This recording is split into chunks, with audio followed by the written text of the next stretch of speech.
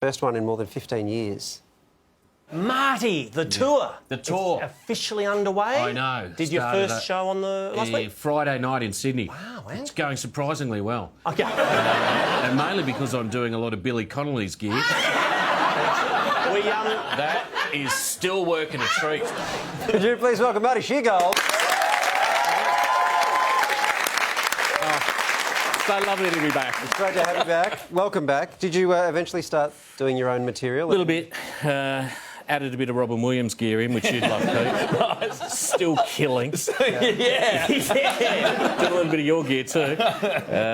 Eventually I started doing some of my own and then went, nah, this will never work, and went back to Billy's.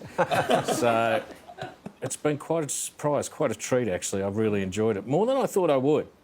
Well, that's good. Yeah. That's a win. People are like, you're loving it? I'm like, I don't know if maybe I'm too old to love stuff, you know what I'm saying? Right. Never too old to love. You know, you get to a point where you go, do I love this? I'm not sure if I love this. But I'm doing it, I'm committed, I'm over-committed in a lot of ways. Absolutely. I mean, we hadn't done stand-up comedy for 15 years, and I did a gig when you're getting material with you at a little bar called Spleen, where there's 60 people there, and we were both a bit nervous because I was gathering You were knocking material. something in for a big gig. Yeah, for Montreal.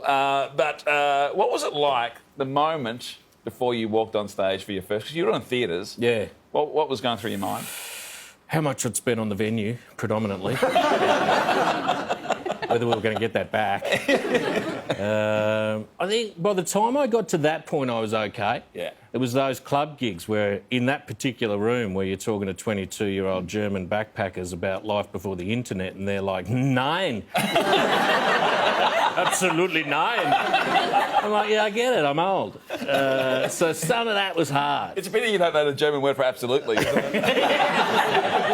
Absolute nine.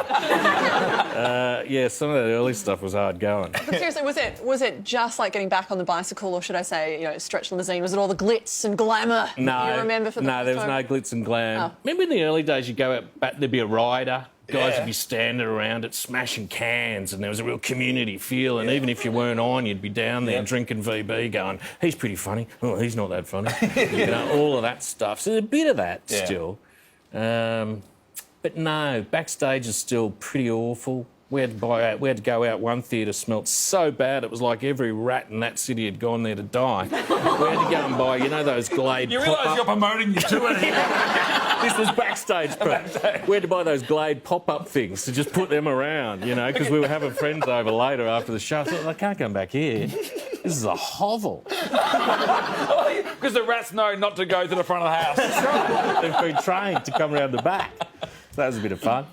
You are having a hell of a career, even though you don't want to admit it. But we know that lots of kids around the country today are getting their Year 12 results. So there'd be kids doing it tough right now. So make those kids feel better right now and tell us how you did at school. I could have done more, I'm not going to lie. I managed to get into a Catholic, a university Catholic sort of primary school teaching course.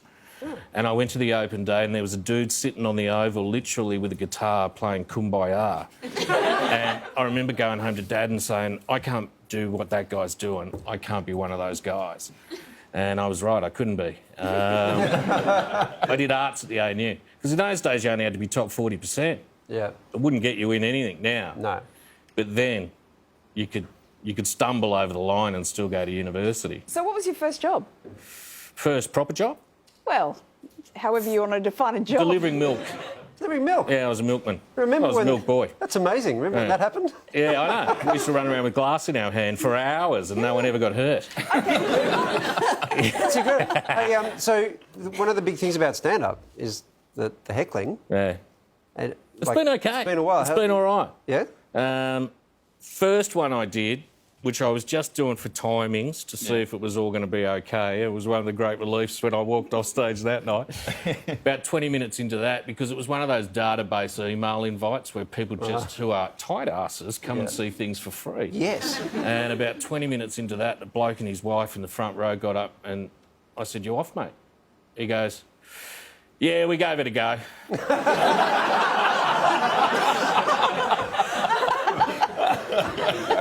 I gave him a serve.